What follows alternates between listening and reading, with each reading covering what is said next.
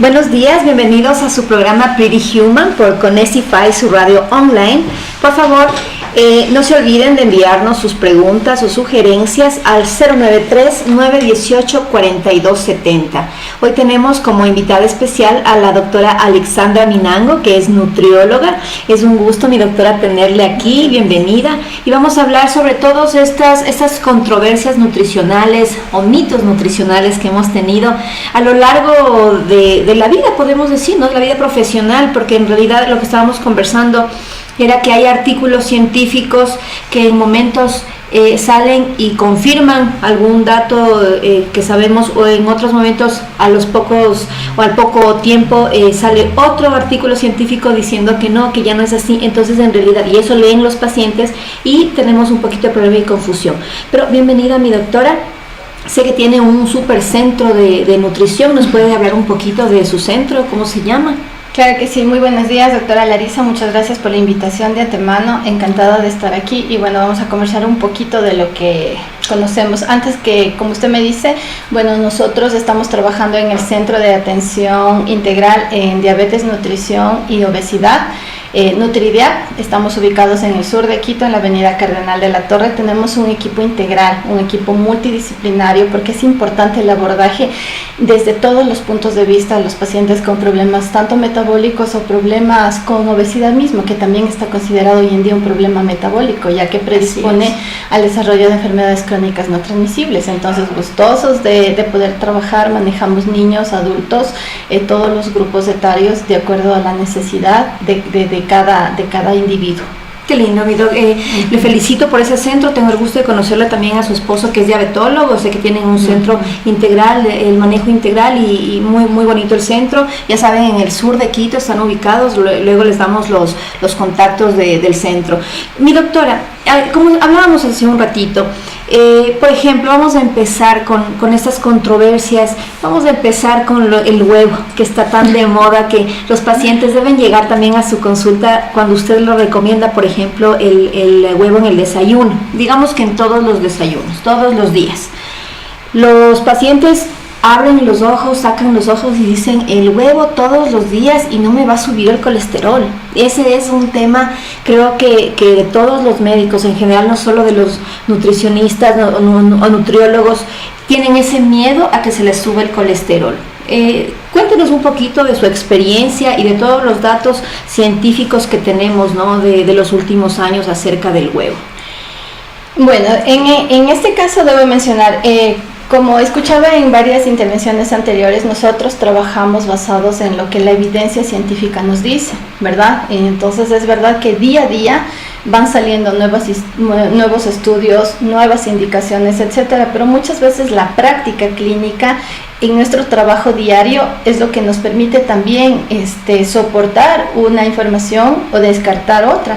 Entonces yo les puedo mencionar en este sentido que hay un estudio el cual se republicó en mayo del 2018 en el American Journal de Nutrición Clínica, en el cual se mencionó a un trabajo que se realizó en Australia. En este estudio, fue un estudio posterior a un estudio previo de 3 meses, y por el tiempo como que no lo tomaban muy en serio. Pero este otro estudio ya fue de más largo tiempo, en el cual los investigadores trabajaron sobre 2 grupos de pacientes. Un grupo a los cuales se les administró hasta 12 huevos semanales, y pacientes con prediabetes o con diabetes ya diagnosticado, y el otro grupo en el que no se logró darles los 12 huevos de consumo semanal. Al final del estudio, ¿cuál fue el resultado? Este estudio nos mostró que en esos pacientes que consumieron hasta 12 huevos semanales no tuvieron alteraciones en el perfil lipídico, no hubo cambios en su perfil de riesgo cardiovascular, ¿sí? Entonces no fue una modificación que pondría en peligro o que complicaría la presencia de enfermedad crónica ya preexistente, ¿verdad?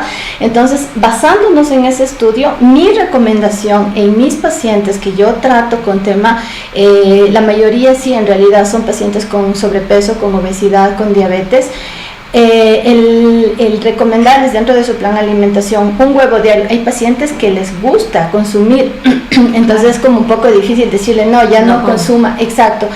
Pero en realidad dentro de la experiencia, como puedo decir, no he visto en el que entregándoles un huevo diario los 5 días de la semana, porque también la idea es variar con otro tipo de proteína, con otro tipo de alimento que nos entregue un beneficio diferente, porque cada alimento tiene un beneficio diferente.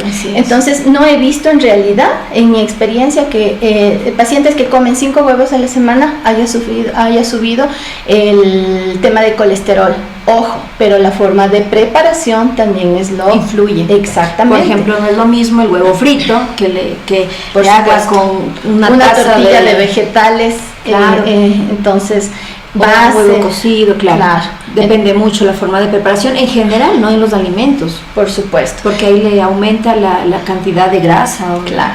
Y otra cosa también que debo mencionar aquí, algo que en algún momento también me decían, un paciente me decía, no, yo para obtener más beneficios del huevo consumo en el batido, me echo un huevo entero y lo como crudo.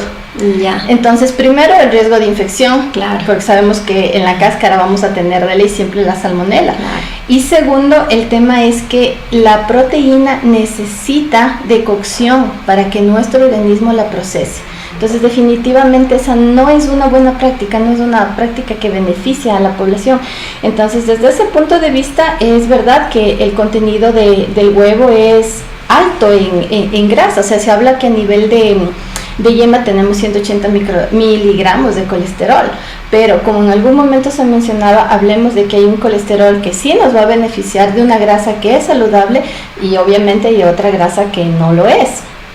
Entonces, dentro de esa grasa saludable sí podemos considerar al huevo como un aporte importante, porque aparte la proteína que tiene también nos beneficia. Entonces, conversábamos hace un momento el tema de que y aquí, ese estudio se lo realizó aquí en Ecuador, suplementando, entregando a los niños desnutridos un huevo diario. Exactamente, se logró mejorar pocos centímetros, pero hablando de un niño es bastante, claro, en el tema de talla. Yo me acuerdo la recomendación, por ejemplo, de un colega pediatra, en el momento de conversar sobre el desarrollo, ¿no?, del niño. Siempre preguntaba ¿qué desayuna? Porque el momento que uno sabe que el niño está desayunando huevito, en este caso los niños sí pueden tranquilamente comerse un huevito diario, variando lógicamente como usted dice, pero yo digo porque les gusta, ¿no? Es importante para su desarrollo, para su crecimiento, y además que culturalmente, por ejemplo en nuestra cultura, siempre el huevito, ¿no? El de gallo gallina, siempre es como que el huevito pues para el desayuno. Llamativo. Por supuesto, de diferentes formas de preparación. Y también, por ejemplo, en algunos gimnasios, algunos instructores que les mandan a las personas que están tratando de mejorar todo lo que es medidas musculares, mejorar su capacidad funcional, les recomiendan una cantidad de huevos que sí es bastante. En realidad eso hay que tener mucho cuidado. Por eso yo les digo siempre buscar una orientación médica, porque no siempre puede ser que a un paciente le vaya súper bien con esa cantidad de huevos y a otro no. Lógicamente hay que hacer exámenes para poder saber qué se les recomienda, pero en realidad por lo menos en el desarrollo en los niños fue recomendado el huevito diario. Yo, por ejemplo, mi hijito, 2 huevitos se quiere desayunar siempre. Yo trato también de variarle, pero le encanta el huevito revuelto, ¿no? Lógicamente hacemos con una poca cantidad de aceite, pero le encanta, entonces hay que aprovechar que le gusta huevito tibio. Huevito frito ya habría que también tener cuidado el consumo, por supuesto, por la cantidad de aceite, pero siempre tengan mucho cuidado. Como decía la doctora, por ejemplo, les van a recomendar hacer unos batidos con el huevo crudo. Tengan cuidado, porque no es que el huevo es el malo, el problema es que puede estar contaminado porque hay salmonela y les puede dar una salmonelosis, que es realmente molestoso. Y hay que tener, sobre todo por la higiene de alimentos, este sería el problema, no por el huevo como tal, sino por la higiene de los alimentos. Así es. Entonces, más o menos eso hemos hablado del huevo que estábamos comentando, que no le tengan miedo cuando uno les envía un plan nutricional como hablábamos la semana pasada, estuvimos hablando de la dieta cetogénica, se les sí pueden consumir huevos en realidad, y no es que les ponen límite en la cantidad de huevos, ¿no? Entonces no le tengan tanto miedo, porque a veces se les salen los ojos cuando dice el huevo, pero yo tengo malo el colesterol. Pues por el colesterol vamos a poder realizar ejercicios, tener cuidado de cómo se prepara ese huevo, pero no es que le van a tener el miedo al huevo como tal. Sí, dos cositas ahí. La primera, más o menos un huevo pesa tiene entre 40 y 50 gramos. ¿Sí? La porción para un adulto estaría entre los 100 gramos, o sea, 2. En el niño ya tengo que calcular ese requerimiento y adecuarlo un poquito mejor, ¿verdad? Si es que él se me come 2 en el desayuno, perfecto. Claro. Pero tenemos que ir distribuyendo ahí para que no haya esos problemas, porque tenemos niños con obesidad, tenemos niños con colesterol alto, claro. Entonces para prevenir eso. Y por lo otro lado también mencionar, sí hay colesterol, pero fíjese que el 65% del contenido de la yema son ácidos grasos insaturados, son beneficiosos.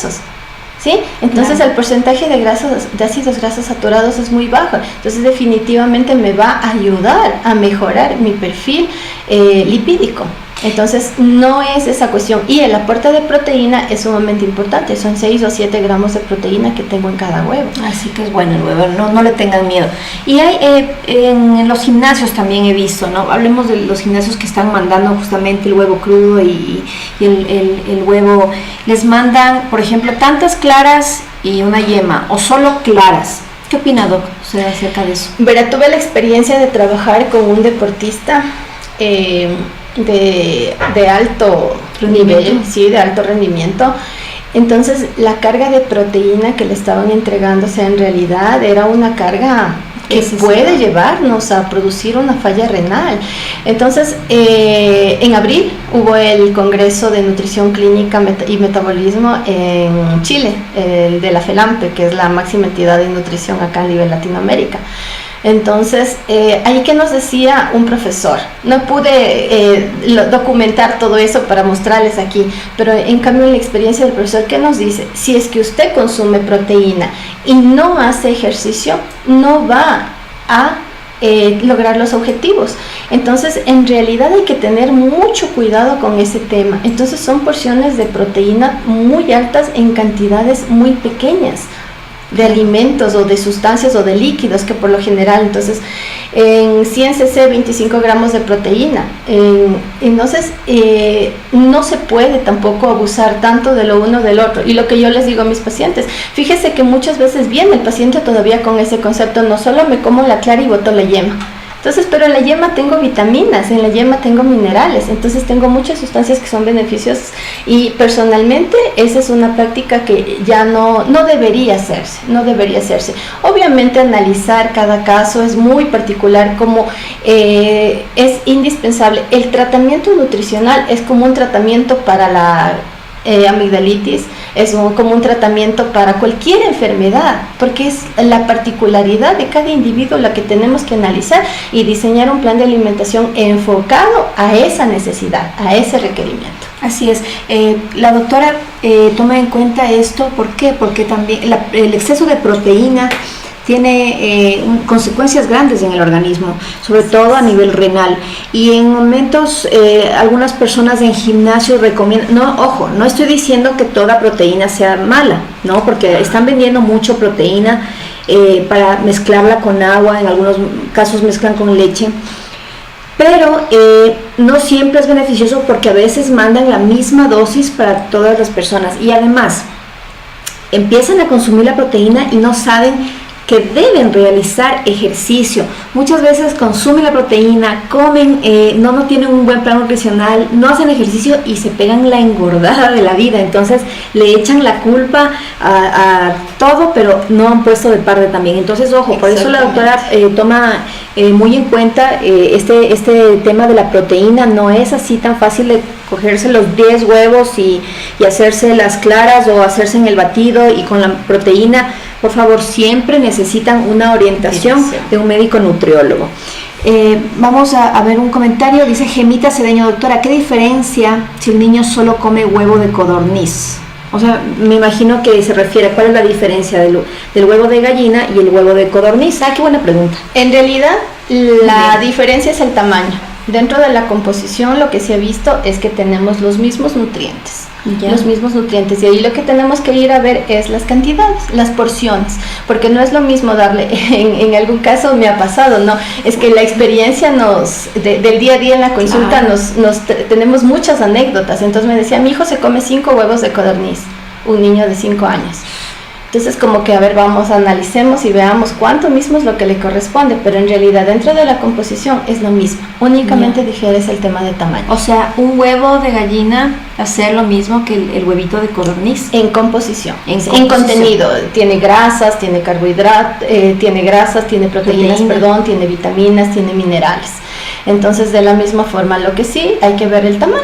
Claro, pero son deliciosos, ¿no? Claro, como son pequeñitos, a veces como que no se llenan y van a comerse los 10 huevitos, todita la cajita de una sola. Hay que tener cuidado. Gemita Cedeño, gracias por seguirnos, y siempre busca la orientación de un nutriólogo o nutrióloga que te ayude justamente con las cantidades que le das a tu niño, porque a veces nosotros decimos, sí, qué lindo que se coma toda esa cantidad de huevos de codorniz, pero posiblemente le estamos haciendo un poquito de daño, no porque el huevo sea malo, sino porque tal vez no es lo que necesita el niño y estamos forzando a su organismo a metabolizar. O sobrepasando, sobrealimentando, que es muy común hoy en día. Entonces tenemos, y vamos a ver los casos, la prevalencia que tenemos hoy en día de sobrepeso y obesidad en niños, ¿sí? Antes de los 5 años, 3 de cada 10. Después de los 5 años hasta la etapa de la adolescencia, de la misma forma. Entonces estamos cada día teniendo más casos de niños con sobrepeso y obesidad. Entonces desde ahí es de donde debemos partir con un estilo de vida saludable, no restrictivo. Sí, porque no es esa la idea.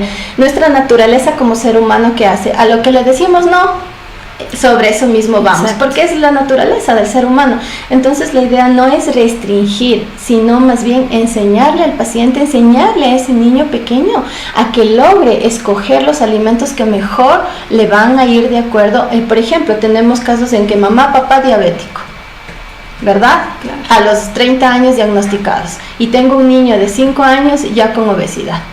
¿Qué les parece ese niño si no hacemos un cambio a nivel familiar, en un trabajo integral? Entonces justamente es encaminado a eso. Y la actividad física, ¿no? Fomentar la actividad física, porque en los niños pienso que a veces qué difícil es, justamente como usted dice, ser restrictivos, más bien ayudarles un poco en eso de la actividad física y evitar la comida chatarra, que a veces por la facilidad de mandar las loncheras, no digo que no mandemos, porque, a ver, ojo, yo también soy de las mamitas que antes los chochitos y todo eso, pero de vez en cuando yo creo que puede darse un gustito, de vez en cuando, pero no de los 5 días les van a mandar los 4, los doritos y las papitas fritas. Yo pienso que podemos darle un día, porque se mueren de ganas de lo que les ven a los otros niños también. Sí, en ese sentido me parece importante como saltarnos un poquito ahí, hacer un paréntesis. El tema del semáforo nutricional es imprescindible, que los niños aprendan a manejar. Sí, esa es una política pública que se ha implementado en varios países con mucho éxito, pero la clave también está en educar, porque de nada me sirve ponerle ahí el semáforo si el paciente no sabe interpretar, no sabe leer la etiqueta, no sabe cuántas porciones hay en una bolsita de, me invento, de galletas. Entonces en ese sentido es necesaria la educación. Y lo otro es el tema de los aditivos, de las sustancias, ¿sí? Que tenemos, todo lo que son estabilizantes, todo lo que son preservantes, espesantes, etcétera, que se ponen a un jugo de caja, tiene mucho que ver con el desarrollo de obesidad y sobrepeso. Entonces, por ejemplo, ahora último, en este congreso que le cuento, nos hablaban mucho de la carboximetilcelulosa, que es una sustancia, es un conservante, que si usted se va a leer una etiqueta en cualquier juguito de caja, lechecita de caja, de las más inocentes que parece, tiene carboximetilcelulosa. Así como antes era el jarabe de maíz de alta fructosa, ¿recuerda? Entonces ya tiene eso, no, ya no come. Entonces, pero están haciendo estudios ahora y ven la relación que hay de ese compuesto con el sobrepeso y la obesidad en niños. Y yo hice ese ejercicio en el supermercado aquí. Y leyó y me fui a revisar todos los que más pude y fíjese que la mayoría contienen esta sustancia. Entonces, ¿qué es lo ideal para el niño pequeño? Enséñele a tomar agua, enséñele a comerse la fruta. Sí, que es muy necesario. Es importante porque la fruta, por medio de la fibra, nos va a ayudar a regular niveles de colesterol, a regular niveles de glucosa, a sentirme más lleno con poquita cantidad. Entonces, de esa forma vamos creando hábitos saludables. Y no solo, por ejemplo, el problema de la obesidad en los niños, sino que también se ha visto un desarrollo en muchas alergias, ¿no? En algunos niños que no han encontrado el por qué, pero al momento que ya hacen todos los exámenes para encontrar alergias, se ve que son por estos preservantes que hay en todos estos alimentos. Doc, y hablando de justamente del semáforo, ¿usted piensa que sí es completamente real el semáforo? No quiero armar polémica, pero solo es un dato informativo. Sí, en realidad es muy controvertido este tema al analizarlo. Fíjese que en Chile se trabajó mucho con el tema del etiquetado. Ellos tienen una política pública muy interesante en el tema nutricional. Entonces, ¿qué es lo que pasó? En algún momento hicieron un análisis de que si en realidad lo que la etiqueta me decía contenían los productos, hablemos de las grasas, margarinas, mantequillas, etcétera. Entonces le dice baja en grasa. Cuando se fueron a hacer el análisis, no, tenían los mismos niveles de grasa que una que está marcada con alta en grasa. Entonces, se fija, es un poco sí complejo y hasta, o sea, tendríamos que ver una ley que un marco regulatorio que permita a nivel de ingeniería de alimentos poder controlar eso, pero tiene que ser un periodo continuo. Sí, entonces por eso es lo que dice, yo consumo alimentos light, y light entre comillas. ¿Qué es lo light? Bajarle la cantidad de grasa, bajarle la cantidad de azúcar.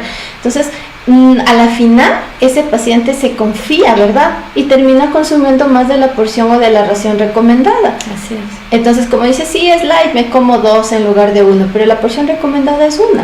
Entonces, en ese sentido hay que tener mucho cuidado cómo se interpreta, al menos en esta parte nutricional, es saber de dónde cojo la información, escoger y manejarla con pinzas, porque no toda la información que está circulando hoy en día en redes sociales y es de fácil, a todos ingresamos al internet con muchísima facilidad.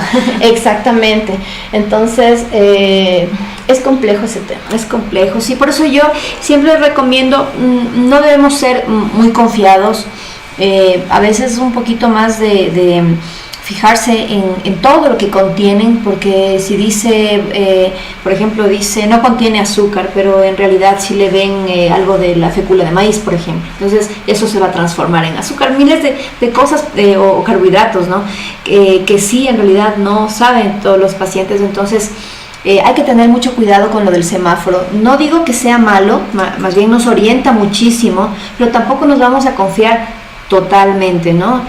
Mejor si hay cosas más saludables que podemos enviar, en este caso hablando de los niños en la lonchera, pues hagamos el esfuercito de mandarles, ya saben, las loncheras saludables, los chochitos, algo hecho, algún líquido hecho en casa. Por supuesto, enseñarle a tomar agua. Entonces, ahí vamos, ¿no? Hay varios tipos de dieta. Escuchaba yo las conferencias anteriores que habían tenido, entonces se han mencionado varios tipos, definitivamente, sí, varios tipos de dietas, como se dice, pero en realidad la base siempre está en equilibrar de forma adecuada. Pero aparte de la alimentación, claro, el tema del agua es muy importante, porque el niño tiene que aprender mejor a escoger un vaso de agua para acompañar su almuerzo, que aquí se ve como un poco raro, porque aquí es muy frecuente los jugos, pero fíjese que esta semana también salió un estudio sobre los jugos. Claro. Y el riesgo, cómo aumenta el riesgo cardiovascular. Entonces nos dice la recomendación para el adulto, tómese 270 como máximo, 270 cc, que es más o menos un vasito regular, y para el niño chico la mitad de eso. Claro, es que por ejemplo el jugo, lo que a veces no tomamos en cuenta es que son varias frutas que ya tienen fructosa, y aparte de eso aumentan azúcar. Entonces es pero una bomba de azúcar, realmente es riesgoso para la salud. Pero bueno, vamos a continuar. Roberto nos pregunta, ¿qué pasa con la proteína whey? ¿Hay alguna marca? Yo no tengo idea de proteína whey. Sí, justamente en este tipo son proteínas que están utilizando mucho en los gimnasios, exactamente. Entonces, el contenido de proteína, ¿qué es lo que yo vi? Que después del entrenamiento se toman una cantidad, me invento, medio litro, 500 cc, con 25, con 30 gramos de proteína. Ahí hay que entrar a analizar y redistribuir dentro de la molécula calórica, porque si yo solo en una toma le doy 25 gramos de proteína, tengo que tener mucho cuidado cómo voy a distribuir la proteína en los otros tiempos de comida. Entonces es importante. Y algo que antes de que me pase, le vi la otra pregunta, perdón, en el tema de que la leche causa alergias. Hay una corriente también sumamente importante y es por el tema de proteína mismo. Es por el tema de proteína. ¿Está confirmado?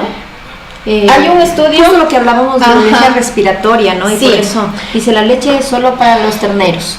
Sí, ¿por qué? Porque, por ejemplo, la composición de la leche humana es diferente a la composición de la leche de vaca, y obviamente, entonces hay una corriente súper fuerte que viene del mundo oriental, en el que le dicen, incluso hay estudios de la relación de la leche, asimismo la relación de la carne y el cáncer. Sí, cáncer de colon. Entonces, ¿qué es lo que pasa? Sí se ha visto que muchas veces produce o exacerba. En el tema de gastritis, la leche va a afectar, va a empeorar el cuadro. Hay mayor reflujo y ese mayor reflujo es causado, por ejemplo, de asma. Entonces tiene como que de cierta forma sí tiene una implicancia, pero de base la proteína es la que se ha vinculado con el tema de alergia, la proteína de la leche. Pero en cambio, lo cual es diferente en la leche humana, y ahí vamos a hacer un poquito también de énfasis en el tema de los mitos de la lactancia materna, que también me gustaría mencionar un poquito, porque es muy importante. Yo trabajo mucho con el tema de lactancia materna. ¿Por qué? Porque desde ahí parte la prevención para yo tener un niño, para yo tener un adulto sano, y eso sí está avalado científicamente por todos los beneficios. Entonces, en el tema de leche humana tengo el 30% de caseína y 70% de proteínas del suero. Dentro de eso, la alfa-lactoglobulina, que es la proteína de alto valor biológico que le ayuda a ese bebé, ¿verdad?, a crecer sano. Tengo tema de inmunoglobulinas, y definitivamente ahí sí, un mito importante que yo sí quiero mencionar es el tema de ¿qué les dicen a las mamás? Tome más colada para que tenga leche, ¿verdad? Y no es tanto así, porque la clave para una lactancia materna exitosa está en el agarre, en la forma, en la técnica de lactancia materna. Entonces, que eso es definitivamente lo mejor. Y de ahí viene el tema de que si el niño no agarra bien, no succiona bien, no tiene una buena técnica de lactancia, la mamá va a producir poca leche, porque trabaja un sistema hormonal, cerebro, mama, ¿verdad?, increíble, en el que si sus mamas están vacías, su cerebro va a hacer que se liberen hormonas y que se produzca mayor cantidad de leche. Aparte que todos sabemos que la lactancia materna definitivamente es lo mejor para ese niño. Claro, hay estudios, ¿no?, que se comparan niños que han tenido lactancia materna exclusiva y otros que han tenido, pues, por obvias circunstancias, que tomar suplementos que no sea la leche materna. Hay a veces hay estudios que comprueban enfermedades ya en la edad adulta. Pero bueno, también estaba este tema justo de la leche, que también le ven como un mito. Ahora, miren, no queremos decir que la leche es mala y que a todo el mundo le va a dar el problema respiratorio. Ustedes saben que hay personas que toda la vida se han criado, personas de campo, como decíamos, que están acostumbrados al huevito, a la leche de vaca, y no han tenido problemas, pues no tienen esa predisposición. Ahora hay predisposición a algunas personas que se han encontrado que tienen la alergia, pero no quiere decir que todos vamos a tener ese problema. Así que no digan, uy, la leche, la doctora dijo que la proteína de la leche es el problema de alergias. Sí, es el problema, pero no es que a todo el mundo le va a dar algún problema de salud. Exactamente. Ahí es importante también mencionar lo siguiente. Nosotros en 1962 Neil estudió lo que es la teoría del gen ahorrativo, ¿sí? Entonces, ¿por qué menciono esto? Porque usted decía, nuestros abuelos tomaban leche, comían carnes rojas y como dicen, vivieron 100 años. Sí, porque fíjese que nuestro genotipo ha ido cambiando con los años y entonces hay estudios en eso sobre la misma población, someter a un ambiente obesogénico y a otra con un estilo de vida saludable y se ha visto como los primeros cambiaron sus hábitos y desarrollaron enfermedades crónicas principalmente, y entonces eso es lo que lleva a hacer que haya más vulnerabilidad hoy en día con el desarrollo de estas enfermedades que están en auge. Claro, por ejemplo, y lo que decíamos de la gente de campo. Ellos no tenían televisión ni play ni nada de eso, tenían un campo hermoso donde podían y trabajaban un montón, salían a caminar, iban a ver las vaquitas, iban a dar de comer, actividad física, ¿verdad? Entonces es diferente, todo eso hay que analizar como es perfecto. La actividad física es súper importante, yo pienso que es básico, ¿no? En realidad en todo lo que es salud, actividad física, la nutrición, lógicamente que sea una nutrición adecuada, pero actividad física qué importante es, ¿no? Desde luego, sí. Desde luego, ¿por qué? Porque al hablar de esta teoría, ¿qué hacía nuestro cuerpo? Ahorraba, ¿sí? Ahora ahorra en forma de grasa. Antes, ¿qué es lo que pasaba? El campesino ahí que salía con sus vaquitas a labrar la tierra, etcétera, todo lo que comía, y que debe haber sido una comida bastante sustanciosa para poder soportar todo el día en todas las actividades que le van a demandar mucho esfuerzo. Entonces, él gastaba lo que consumía, tan fácil, pero ahora no. Tenemos la misma disponibilidad y hoy en día todavía tenemos más disponibilidad de alimentos. Hoy podemos ver eso. Entonces, ¿qué es lo que pasa? Ahorran y tenemos un balance positivo. Y ese balance positivo es el que se localiza a nivel de región abdominal y es la grasa metabólicamente activa que se llama, y viene nuevamente, reiteramos, el tema de las enfermedades crónicas. Así es. Mi doc, tenemos otra pregunta. Fanny nos dice, mi esposo come 7 huevos diarios por el gimnasio. ¿Esto es correcto? ¿Podría causarle problemas? Gracias, Fanny, por seguirnos. Mi doc, ¿qué opina? Allí primero tendríamos que ir a evaluar la parte también metabólica. O sea, hay que ver cómo está ese colesterol, cómo está esa función renal, cómo está la función hepática, etcétera. Claro, entonces Fanny, te recomendamos un chequeo, claro, con exámenes. Es importante analizar cómo está esa función renal, como dice la doctora, ver el perfil lipídico, y ahí te podríamos decir si ha ido bien o ha ido mal esta recomendación. Lourdes nos dice, ¿es recomendable darle leche deslactosada a los niños? Depende, ¿no? Depende. Hoy en día se ha visto mucho el tema de intolerancia a la lactosa y el tema de alergia a la proteína de la leche de vaca, que no son dos cosas iguales, ¿sí? Son dos entidades diferentes que muchas veces se la confunde, ¿sí? Entonces, si es que ese niño ha sido diagnosticado como intolerante a la lactosa, ¿qué quiere decir? Que sus células de su intestino, del borde en cepillo que tenemos nosotros a nivel del intestino, esas células no tienen la lactasa, que es la enzima que destruye la lactosa, ¿verdad? Entonces, viene sintomatología, ese niñito probablemente al año de edad, cuando ya empiezan la alimentación con leche, que es lo recomendable, ¿verdad? Leche de vaca. Ese niño, claro, se distiende o tiene diarreas, es un niño que no crece también, es un niño que deja de comer, etcétera. Si es que fue diagnosticado, obviamente le va a tocar seguir tomando leche deslactosada, pero después, si es que es un niño que no ha presentado ninguna sintomatología, tranquilamente puede tomar su leche entera. Claro, entonces, Lourdes, es recomendable darle leche deslactosada, lógicamente si han encontrado algún problema ya te ha encontrado algún problema el médico, con problemas de la lactosa, etcétera. Entonces, si el niño tiene problemas abdominales, distensión abdominal, diarreas, dolor, es necesario que investiguen qué está pasando, porque pueden ser a veces también parásitos y a veces lo confunden y le echan la culpa a los sí, alimentos, ¿verdad? Y lo otro también es que, por ejemplo, ahí muchas veces se entra también directamente a darles, por ejemplo, leches ya más especializadas, no leches para alergia a la proteína de leche de vaca. Entonces ahí hay que ver bien todo eso, hay que analizarlo porque la recomendación tampoco es, si no tiene una enfermedad X, ¿para qué le doy? ¿Para qué le doy?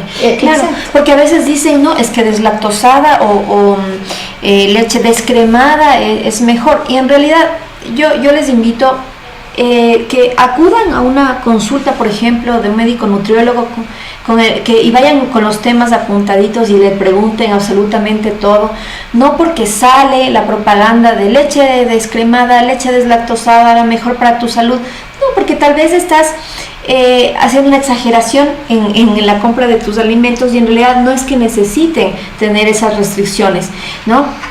Y lastimosamente siempre estos alimentos que son especiales son un poquito más costosos, por no decirlo más costosos, son un poquito más costosos. Entonces siempre buscar, ya les digo, la recomendación de un profesional. Mi doc, para seguir hablando sobre estas controversias nutricionales, hablemos un poquito de las frutas, ¿sí? Cuando hay un paciente diabético, por ejemplo, para ser un poquito más específico en la población, le recomendamos que tal fruta tiene más fructosa, más azúcar, guineo, uva, el mango, y en realidad a veces las personas dejan de consumir algunas frutas porque dicen tienen más azúcar. ¿Usted qué opina sobre esto? ¿Es recomendable que no las consuma o es recomendable disminuir en tal caso la cantidad? Y es cierto todo esto de las frutas, ahora que estamos en el boom de la dieta keto, que es casi nada de fruta, ¿no? Pero hay personas que les encantan la fruta, entonces, ¿qué podemos decirles sobre esto? A ver, la fruta es importante porque tiene contenido de fibra, la cual me ayuda también a regular niveles de glucosa y de colesterol. Y también tiene fructosa, que es el carbohidrato, que es el azúcar de la fruta. Entonces, en realidad, en mi experiencia, ¿yo qué manejo? Yo manejo mucho lo que es el tema del índice glicémico de los alimentos, ¿sí? Que es muy importante y está avalado también que el paciente que tiene diabetes le va bien cuando él aprende a manejar y a consumir los alimentos de índice glicémico bajo. ¿Qué quiere decir el índice glicémico? ¿Verdad? Entonces, todo alimento que nosotros ingerimos va a subir glucosa, ¿sí? Excepto el agua. Entonces, porque también por ahí había un mito de que el agua engorda. Entonces, claro, pero no, pues. Sí, entonces, ¿qué es lo que necesitamos ver? Saber y enseñarle al paciente cuál es el alimento de índice glicémico alto, el cual tiene que limitar su consumo, y cuál es el alimento de índice glicémico moderado o índice glicémico bajo para preferir su consumo. Entonces, en realidad yo manejo mucho y me ha ido bien en realidad en el tema de enseñarle al paciente de que estas frutas vamos a comer con índice glicémico alto una vez a la semana, ¿sí? Entonces, yo acá tenía una lámina que trabajo mucho con los pacientes en las que le indico, fíjese, el plátano tiene un contenido de azúcar sumamente alto, ¿verdad? Y ahí entra el temido plátano también, claro, si quieres bajar de peso. Entonces, pero antes de llegar a consumir un plátano, en la lámina podemos ver que tengo 15 alimentos que tienen menos cantidad de azúcar que un plátano. Entonces, esos son los que tenemos que preferir. Y definitivamente, yo sí recomiendo todavía, la recomendación de la OMS son 3 frutas al día y las políticas públicas siguen manejando esa recomendación de 3 frutas al día y yo he visto resultados favorables, ¿sí? Entonces es cuestión de irle también enseñando. Ahora, ¿qué hago también? Como digo, o sea, la experiencia también es fundamental. En el caso tenemos diabetes sumamente descompensadas con hemoglobinas glicosiladas de 10, 11, entonces en las que sí, en realidad, ahí sí vamos a entrar a restringir, pero ojo, de frutas que tienen un alto contenido de azúcar, y eso va a ser temporal hasta cuando el paciente se acostumbre también y aprenda a combinar mejor sus alimentos, a elegirlos mejor, y de esa forma vamos a tener éxito en el control metabólico. Perfecto. Y Doc, otra controversia nutricional son las grasas. Algunas personas les tienen terror a las grasas. Primero piensan que se van a morir infartados, que van a tener acné.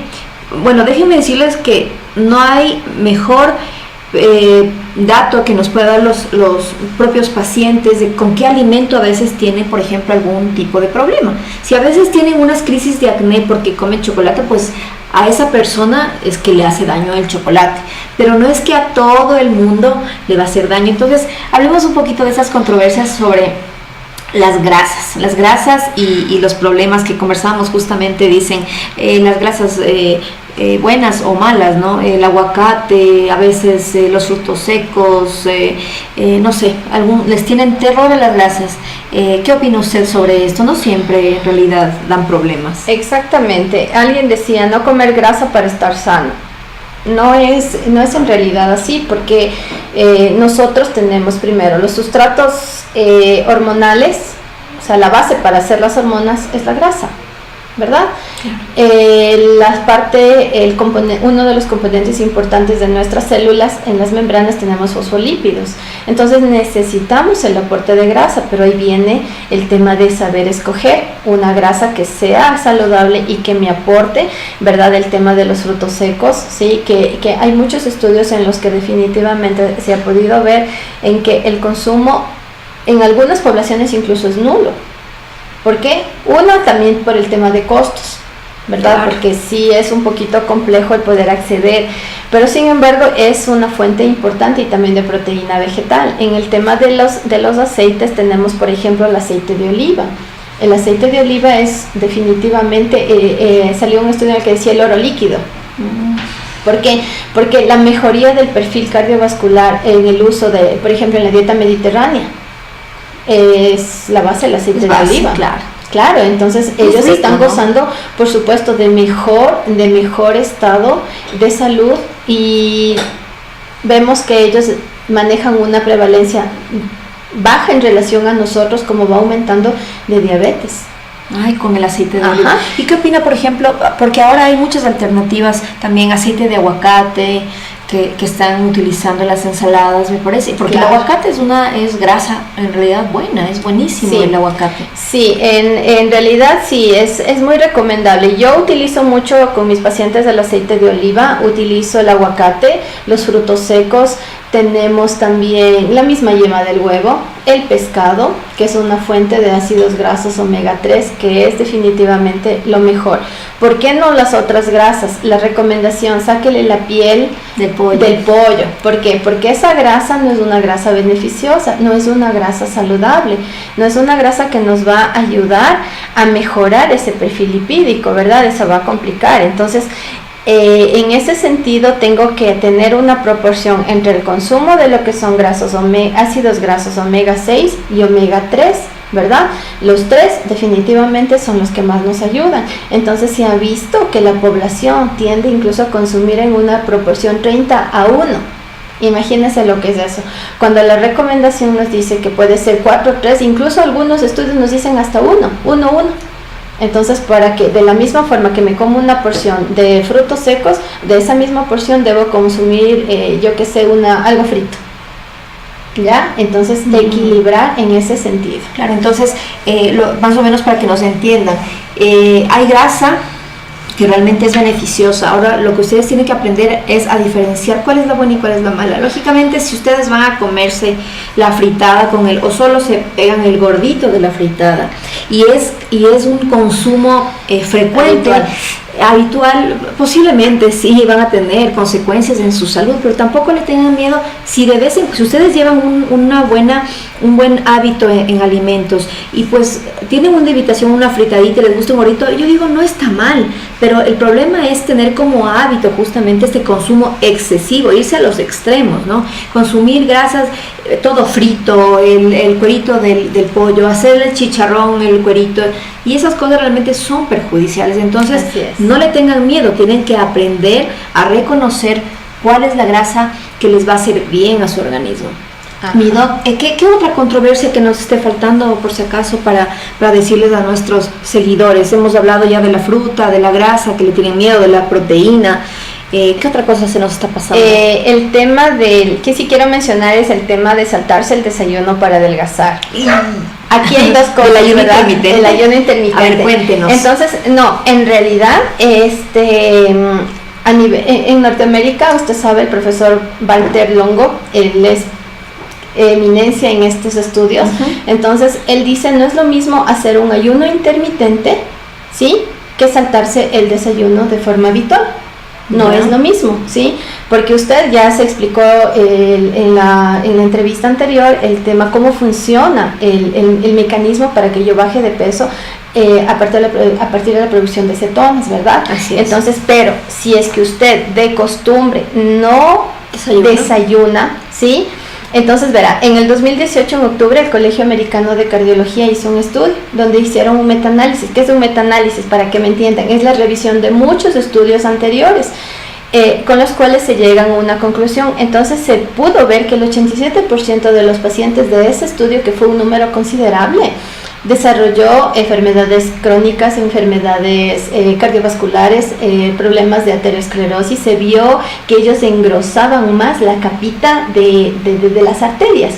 Entonces, con más riesgo todavía, colesterol alto, aumentan la presión por eso mismo de la arteriosclerosis, etcétera. Entonces, se ha visto que no es una práctica adecuada. ¿Por qué? Porque también llegan al siguiente tiempo de comida los pacientes con una hambre increíble, ¿verdad? Y entonces van a comer más cantidades que las recomendadas. Entonces, ideal no es que no desayuno para bajar de peso, o lo mismo, no meriendo para bajar de peso. Entonces, no es una práctica adecuada. Pero Doc, en este caso, a ver, de lo que hablamos la otra entrevista, del ayuno intermitente, tampoco es que se deja de comer totalmente. Tienen unas recetas, por ejemplo, con una carga de grasa que le ayuda a llegar a la siguiente comida, pues satisfecho, como para no ir. El problema está en no comer absolutamente nada, porque había también un estudio en el que comprobaban que las personas que no desayunaban y estaban mucho tiempo sin comer absolutamente nada, desarrollaban diabetes, porque en realidad le vuelves loco a tu organismo y dice, bueno, o sea, ¿qué pasa, no? Pero claro, el ayuno intermitente es otra práctica, pero lógicamente es nada más unos días, no puedes tampoco realizarlo permanentemente. Sí. Por eso la importancia de que consulten a un médico nutriólogo, a un médico especialista que les asesore, les guíe y ayude lógicamente a llegar a su objetivo con la recomendación que sea la que para cada persona, es personalizado, no porque le sirvió a tal persona, mi amiga, la prima, va a ser igual de bueno para cada paciente, es otra recomendación. Entonces eso es importante que ustedes sepan. Estas entrevistas, esos conversatorios que tenemos con los profesionales son para que ustedes vayan teniendo una idea, que se informen y lógicamente sepan que siempre es necesario. Para eso el profesional ha estudiado tantos años y se sigue preparando y leyendo, como miren, la doc lee los artículos, todo por el bien del paciente, justamente buscando el beneficio del paciente. Eso es lo único que se busca, el beneficio de ustedes. Entonces siempre busquen una orientación profesional y juntos encontraremos pues la mejor solución para llegar al objetivo. Mi doc, qué gusto haberla tenido aquí. De seguro no será la única vez que tengamos una entrevista con usted. Qué gusto conocerla. Y por favor denos sus contactos para que los pacientes puedan seguir las redes sociales y contactarse con usted para una cita médica. Claro que sí, con mucho gusto. Nosotros estamos en Facebook como Nutridia, es nuestra página donde tenemos recomendaciones importantes que nos va a ayudar muchísimo en el día a día. Como le digo, yo siempre es importante, quiero recalcar esto nada más, es el tema de cambios de estilo de vida. Definitivamente, si no cambio mi estilo de vida, no voy a lograr nada, ¿sí? Estamos en Facebook, como les dije, el consultorio es Nutridiab, estamos en el sur de Quito, en la avenida Cardenal de la Torre, edificio Sure, y el número de contacto es el 098-3956-807. Entonces en Facebook podemos buscarlas como NutriDiaf. Les invitamos a que consulten con la doctora. Es un equipo integral, manejan algunos profesionales justamente para ayudar a mejorar su salud. Yo digo, lo que bajan es de peso y ganan salud. No se olviden de cambiar sus hábitos, de comer de mejor manera. Ejercicio, a mí me parece que es básico, la actividad física es básica. Vamos empezando nosotros y dándoles ejemplo a los niños. Y también tenemos que leer, pero leamos algo realmente que nos sirva, fuentes confiables. No googleemos y veamos lo primero que aparece, porque van a decir miles de cosas. Y si tienen dudas o sugerencias, escríbanos y nosotros con gusto hacemos entrevistas y respondemos a sus preguntas. Ha sido un gustazo haber estado con ustedes. Nos vemos la próxima semana y gracias. Ahí nos vemos.